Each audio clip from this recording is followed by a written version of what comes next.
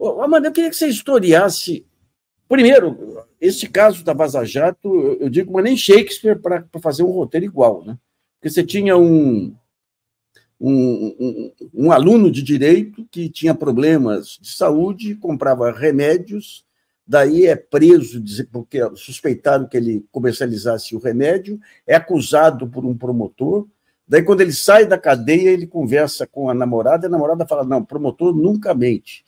Daí ele se tranca na casa da avó, começa a fuçar, o hacker ensina ele como fuçar nos computadores, ele começa a entrar nas contas do Telegram até dar com o caso Lula, que ele passa a se identificar com o caso Lula. E ali a história do Brasil muda, né? Eu queria que você contasse no começo, Amanda, como é que vocês, quando chega aquela bomba nas mãos de vocês, como é que foi a reação e a montagem dessa aliança fantástica aí que foi feita? Tá bom, Nassif, muito obrigada pelo convite, estou muito feliz de estar aqui. Tá um calorão em São Paulo, eu tô com o ventilador ligado. Se ficar ruim para ouvir, vocês me falam que eu desligo, tá? Eu também tô, viu? Eu também tô, viu? Tem que ser, né? Essa onda de calor aqui tá difícil. Mas, pois é, tem uma situação assim, que eu acho até interessante contar, que eu estava no começo da cobertura da Lava Jato, lá, eu trabalhava em Curitiba no começo, na Gazeta do Povo, e quando começou a Lava Jato, eu queria muito entrar nessa cobertura, porque a gente que é jornalista sabe como... quando vem uma grande operação que possivelmente vai envolver nomes importantes, você quer participar, você quer saber o que está acontecendo, né? E foi uma grande surpresa quando, depois de anos de Lava Jato e tudo mais, eu entrei no Intercept, e daí vieram as mensagens da Vaza Jato, eu pude ver ali as minhas mensagens com os procuradores, quando eu trocava naquela época da cobertura antiga. E para mim e para muitos colegas, com certeza foi uma situação super de passar limpo a nossa própria atuação, assim. Até teve uma matéria que eu fiz no Intercept também, foi um pouco antes da Vaza Jato, que era com a assessora de imprensa do Moro, e ela falava que a imprensa comprava tudo, entre aspas, aí é um jeito de falar. Óbvio que eu não comprava com dinheiro, mas era uma questão assim de tudo que os procuradores falavam, tudo que o juiz falava, era dado na íntegra e sem o devido questionamento ou outro lado, né? Enfim, vocês já falaram muito sobre isso hoje, eu estava ouvindo aqui, acompanhando. Então, sabendo disso já, quando vieram essas mensagens, eu comecei a ver tudo aquilo, assim, é realmente muito chocante você perceber que algo que a gente imaginava, o jornalista que estava na cobertura imaginava que tinha algum conluio, que tinha alguma situação, mas não tinha como provar, né, até ter essa situação do hacker que conseguiu pegar essas mensagens, e daí ficou mais do que evidente, né, ficou completamente na nossa cara, assim, uma trama extremamente complexa, eu diria, assim, porque envolve muitos atores, mas com um objetivo em comum, e que usou a imprensa, que a imprensa caiu nessa espontaneamente ou não, enfim, né, por ingenuidade ou não, acho que tem vários casos aí, mas que usou isso muito para criar uma legitimidade tamanha a ponto de legitimar essa ascensão que houve logo em seguida, né? Esses atores que viraram políticos, tudo que houve depois com tudo que a gente vocês falaram aqui hoje, tudo que aconteceu depois se mostra muito evidente naquelas mensagens por Telegram que eles achavam que nunca iam vir a público, né? E eu acho que hoje, nos anos 2020, você não pode nunca mais ter esse tipo de ingenuidade, assim. O que me chamou muito a atenção lá, Amanda, foi quando a Abrage ofereceu seus jornalistas para ajudar nas investigações. Eu tive um debate com o povo da Abrage lá em Tiradentes, um seminário organizado pelo Audálio Dantas, e lá fui questionado por uma vice-presidente, mas o que você faria em nosso lugar? Eu falei, coisa óbvia, faria jornalismo. Não ficaria meramente repetindo releases, né? O que levou o jornalismo a essa falência do jornalismo, esse apagão do jornalismo nesse período, na sua opinião? Pois é, eu tenho a impressão que houve algum comportamento que talvez possa ter sido escuso, mas eu acho que era minoria. Pensando nos meus colegas, em gente que eu via trabalhando, assim, eu acho que existia um comportamento de manada, que é uma história, assim, todos os grandes veículos, a mídia corporativa em geral, enfim, estava dando de um jeito que era esse padrão. Tipo, teve uma coletiva de imprensa dos procuradores, você dava aquilo lá como se fosse verdade, tudo, né?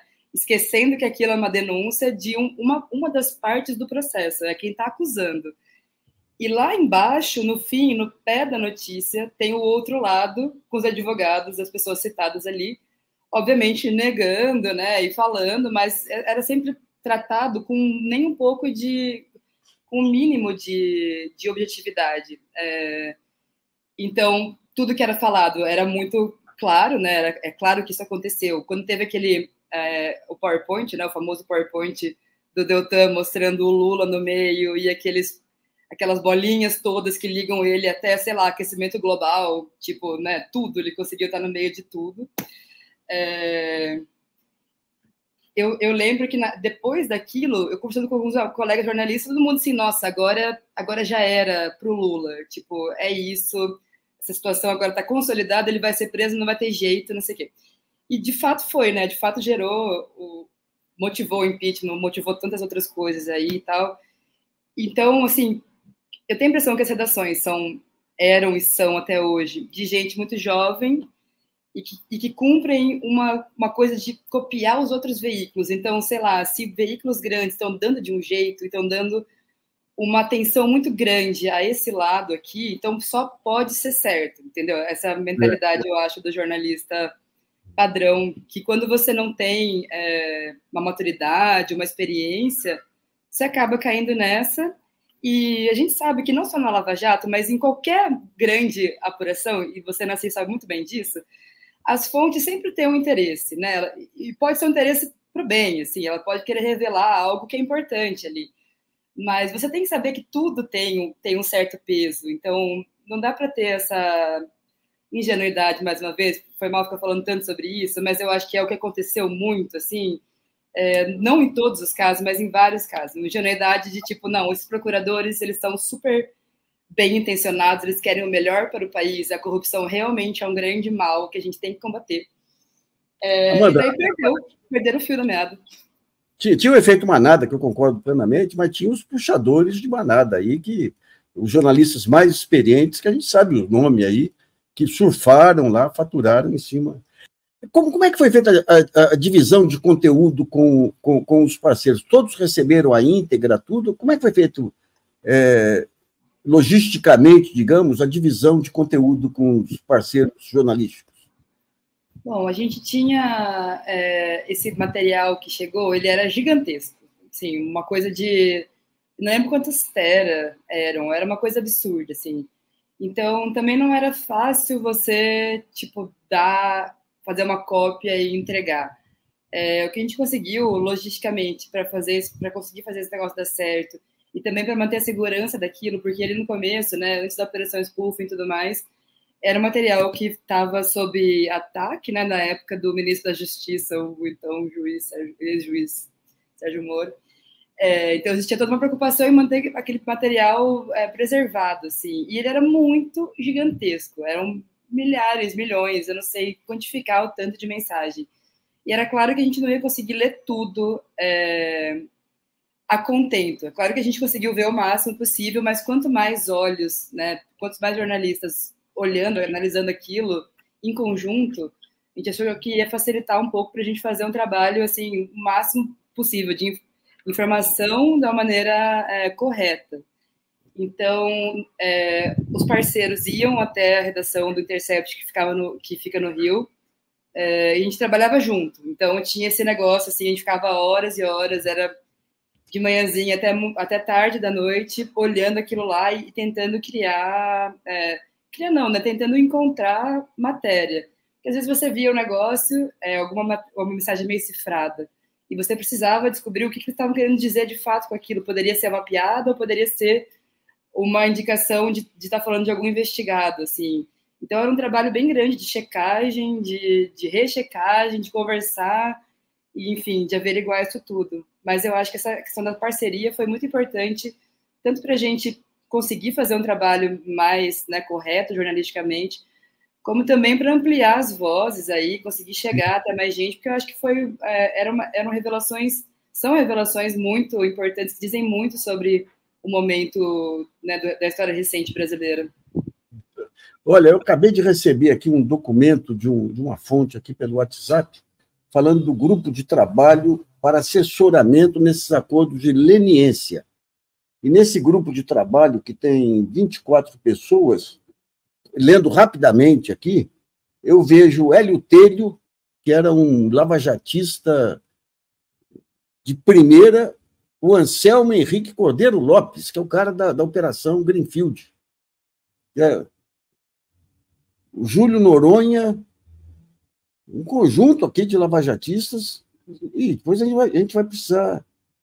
E a portaria, e o sujeito que está tocando, o subprocurador da República, que está coordenando, é o Alexandre Camanho de Assis, que foi presidente aí da Associação Nacional do Ministério Público também.